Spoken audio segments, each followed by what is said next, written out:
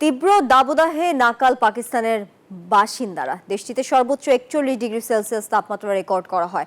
আবহাওয়া অফিস সতর্কতা জারি করেছে যে বুধবারও সর্বোচ্চ তাপমাত্রা স্বাভাবিকের চেয়ে 4 থেকে 6 ডিগ্রি সেলসিয়াস বেশি থাকতে পারে। রাস্তায় পানি ছিটিয়ে ঠান্ডা পানি ও বরফ কিনে কোনোভাবে স্বস্তি খোঁজার চেষ্টা করছেন বাসিন্দারা। সূর্যের তাপ অসহনীয় হয়ে ওঠায় মানুষ আশ্রয় নিচ্ছে পানির ছিটায়। করাচির রাস্তায় দেখা মিলছে এই দাবদাহের চিত্র।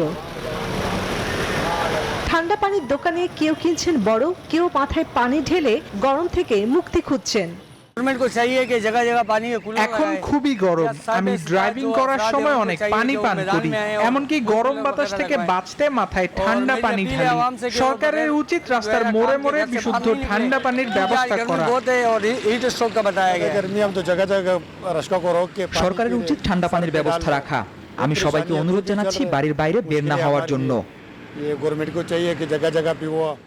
তীব্র দাবদাহে নাজেহাল পাকিস্তানের বাসিন্দারা। স্থানীয় সময় মঙ্গলবার দেশটিতে সর্বোচ্চ 41 ডিগ্রি সেলসিয়াস তাপমাত্রা রেকর্ড করা হয়। আবহাওয়া অধিদপ্তর জানায় বুধবারও তাপমাত্রা থাকবে 4 থেকে 6 ডিগ্রি বেশি। সাধারণ জনগণ, বিশেষ করে শিশু, নারী ও প্রবীণদের সরাসরি রোদে বের না হওয়ার পরামর্শ দিয়েছে তারা। চন্দ্রানী চন্দ্রা, নিউজ 24।